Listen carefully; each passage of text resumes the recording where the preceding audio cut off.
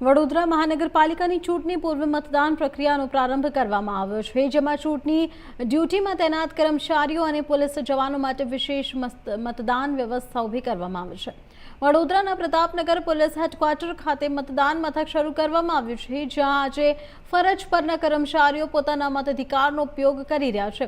અત્યાર સુધીમાં 1000થી વધુ મતદારોએ મતદાન કર્યું છે અને સાંજે 6 વાગ્યા સુધી મતદાન ચાલુ રહેશે। જોકે મતદાન મથક પર કેટલીક અવ્યવસ્થાઓ પણ સામે આવે છે।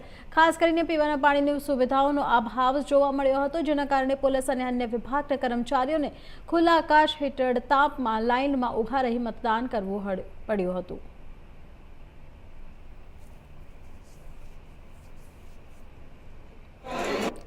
હું ફાલ્ગુનીબેન સોની, મદદનીશ ચૂંટણી અધિકારી વોર્ડ નંબર 13, 14, 15 અહીંયા પ્રતાપનગર પોલીસ હેડક્વાર્ટરમાં વોટિંગની પોસ્ટલ બેલેટના વોટિંગની કામગીરી ચાલુ રહી છે।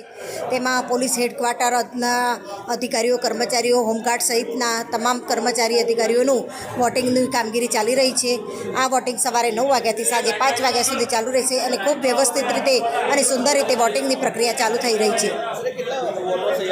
હા, અમારે અહીંયા વોર્ડ 13, 14, 15માં 451 વોટર્સ છે અને તમામની વોટર્સની પ્રક્રિયા અહીંયા શાંતિપૂર્ણ। હાલ ખબરોમાં આગળ વધી